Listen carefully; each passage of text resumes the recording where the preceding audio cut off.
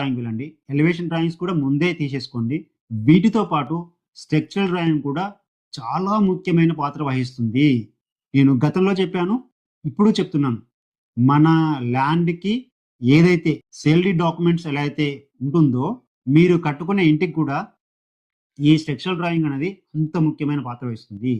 ఈ structural drawing తోటి మనం ఏ కాంక్రీట్ వాడాలి, ఏ స్టీల్ వాడాలి, మనం ఈ ఫ్యూచర్‌లో ఎన్ని ఫ్లోర్‌లు వేసుకోవచ్చు అనేది మనకు ముందే తెలుస్తుంది కాబట్టి, మీరు ఖచ్చితంగా అది చిన్న ఇల్లే కానీ, పెద్ద ఇల్లే కానీ, అపార్ట్‌మెంటే కానీ, ఏ కన్‌స్ట్రక్షన్ అయినా సరే ఖచ్చితంగా మీరు స్ట్రక్చరల్ డ్రాయింగ్ తీసుకోండి. స్ట్రక్చరల్ డ్రాయింగ్ తీసుకున్న తర్వాతనే మీరు పని ముందుకెళ్ళండి. ఇప్పుడు స్ట్రక్చరల్ డ్రాయింగ్ వచ్చింది. డ్రాయింగ్ అయిపోయింది. ల్యాండ్ అంతా వెరిఫికేషన్ అయిపోయింది. అన్నీ పర్ఫెక్ట్‌గా ఉన్నాయి. ఇప్పుడు మనకు కట్టుకునే ఇంటికి బడ్జెట్ కావాలి. ఈ బడ్జెట్‌లోనే మీరు ఏదైతే డ్రాయింగ్ వేశారో, ఈ డ్రాయింగ్ కూడా కొంచెం